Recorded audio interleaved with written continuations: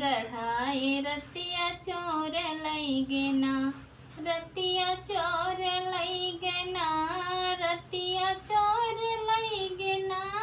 कंगना दिनवा में गढ़ाए रतिया चोर लई गेना, कंगना दिनवा में गढ़ाए रतिया चोर लई गेना।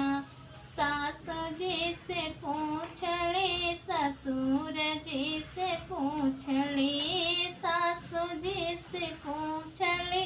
ससुर जी से पूछली, मोर बाला मुआ बैरीना, मोर बाला मुआ बैरीना, कंगना जुआवा में हारे मोर बाला मुआ बैरीना, कंगना जुआवा में हारे मोर बाला मुआ बैरीना,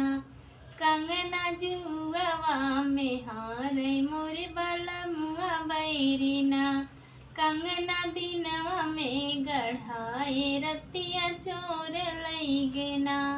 कंगना दिनवा में गढ़ाए रतिया चोर लई गेना।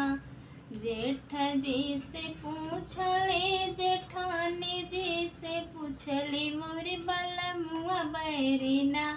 मोर बाला मुआ बैरीना,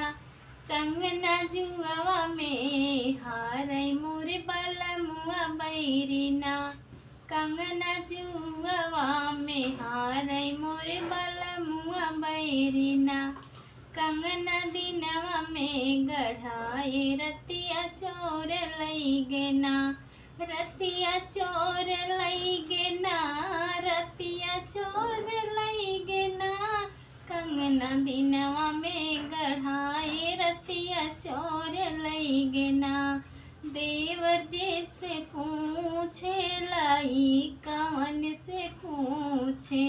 देवर जी से पूछे लाई कवन से पूछे, मोर ननदिया कहाँ गईली ना,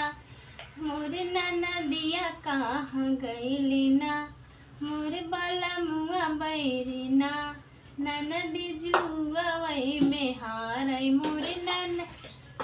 बाला मुआ बैरीना, ननदी जुआवई में हारई मोर बाला मुआ बैरीना, कंगना दी